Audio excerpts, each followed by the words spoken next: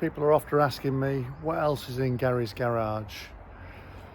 So I thought I'd give you a little quick synopsis of what I've got going on. So the Golf GTI Mark II with the BBS kit. Bought that because these just drive so well. I never had one back in the day, but you can see why GTIs became a thing. It was XR3s for me, but these just are so well put together. Nice twin pipes on the back. Actually, you know, it doesn't sound crazy. I've changed the wheels to proper period correct 15 inches, which sounds bonkers when we're looking at cars with 21 2 inches, but just lovely inside. Only 81,000 miles. Just put a new headlining in it, had the seats trimmed. It's just a lovely car, owned by the same guy 3 times before I got it. Just thought, well, that's just a little darling of a motor car. So unfortunately it rained after I cleaned it the other day, but nice. Some OCD, all just cleaned, painted. Just say only 81,000 miles, so what a proper little car that is. We have the Land Rover, the car I call the best car that you don't need. I have this as my daily user. Not that I use it daily, but it is my everyday car, if you like. Big vehicle, tiny inside, basically. I remember getting my first one 15 years ago and going, what the blooming heck? Get myself in there, door in your arm, steering wheel in your tummy, just tiny inside. Had it black packed, black roof, black wheel arches, black wheels, black grille. When I first got it, I must have had the car 8 years, I reckon. And goes through an MOT every year with no advisories. I'm about due one again now, so that's going to be part of the little refurb before the MOT. I like to get underneath them and check them out and make sure they're all lovely. So yeah, that's the daily that will take a bike in the back and suitcases and kitchen sink and everything else. What a great user. Supercar. Just always been a 911 man. Had my first 911 when I was 25. Red 911. People used to say I'd got a Beetle. That was only because they did have a Beetle.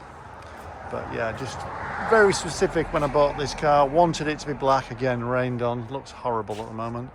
But I don't clean it very often because I used to clean it all the time. And then I never used it. So now not cleaning it means I'm not quite so OCD and I do use it.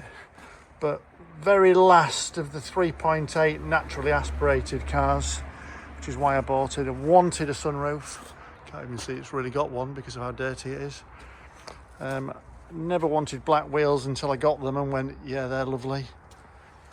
Ever so quick. Sounds great. Got sports exhaust on it. Sports chrono pack. Just kind of learns how I drive when I drive it.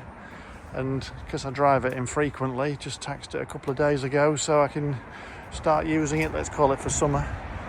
And just makes it much more special not using it as a daily. Brilliant piece of kit. Had that 7.5 years. 911 cold start. She hasn't been used for a little bit. It's going to take the ante out.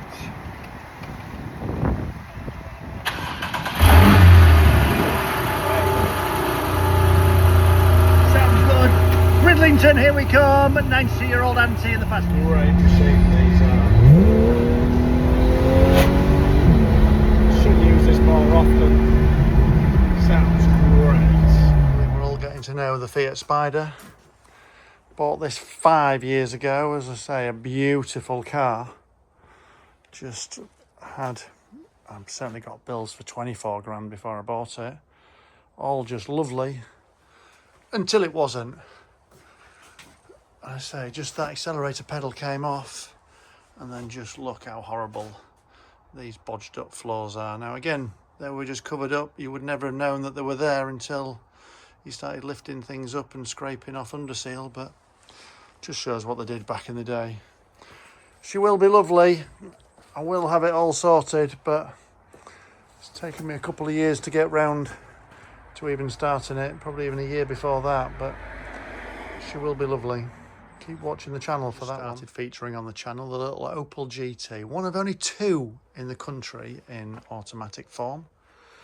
Again, just a lovely car owned by the same guy 3 times through its life.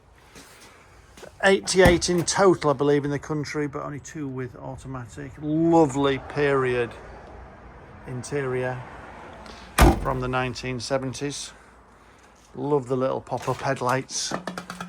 They're just, when I say pop-up, you actually pull a lever inside and they rotate.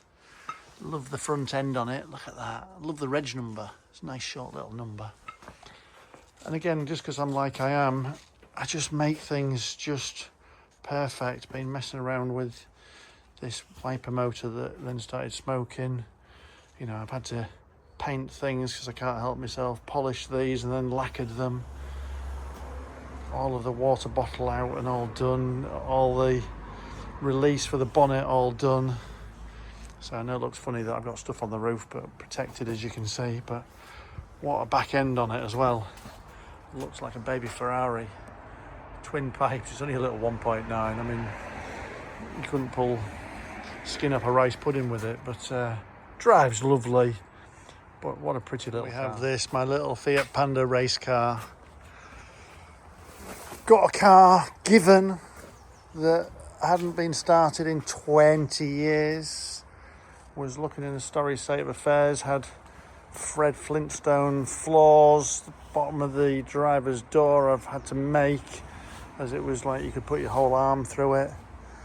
So I took it to the Sahara Desert for 6 days, drove it all the way back from the south of Spain in 2 days, and then unfortunately realised that I'd split the car coming out of the desert. I think it was full of a couple of wheels, a cage, a fridge, obviously needs a drink while I was in the desert, and built a trick cockpit inside, which was useful for switches, buttons, iPads.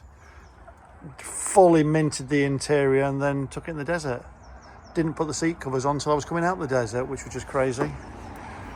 But it started my journey of learning with my good friend Chris how to be a mechanic. Even put on special bonnet pins in case our bonnet flew up in the desert. But yeah, that car was absolutely lovely and basically showroom fresh when I took it to the desert, crazily. But I wanted to learn so that I could tackle the Fiat Spider, so that's how that one started. Story state of affairs in there now, but all of this, I've got photos. I'd got absolutely mint, just total OCD for a race car. But that'll be going into the garage next. Going to get the Opel out and then put this in and then learn how to weld up that back end. Just 2 more vehicles. The little Vespa, which I bought because, dare I say it, I liked the colour. And as you can see, put it in my living room. So, where else would you have one? Rides lovely. Just what a great little piece of kit. And then I'll just try and put a picture in of a 1959 Frog Eye Sprite that I've got, which is in a friend's garage. So that's then Gary's garage and all its vehicles done.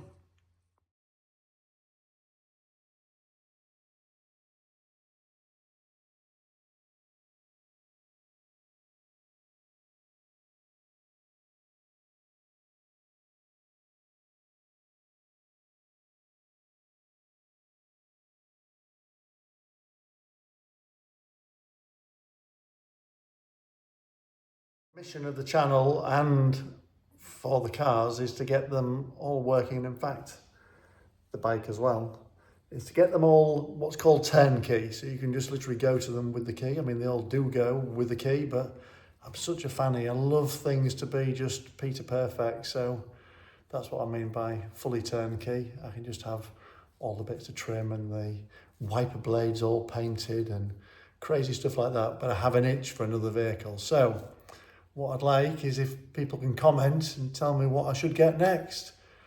Are we going for another restoration project? What sort of car? What sort of bike? Or are we going supercar? Are we going to get something crazy exotic? I've never had a Lambo. Sort of maybe think I'm due a Lambo. But tell me what you think. Write in the comments.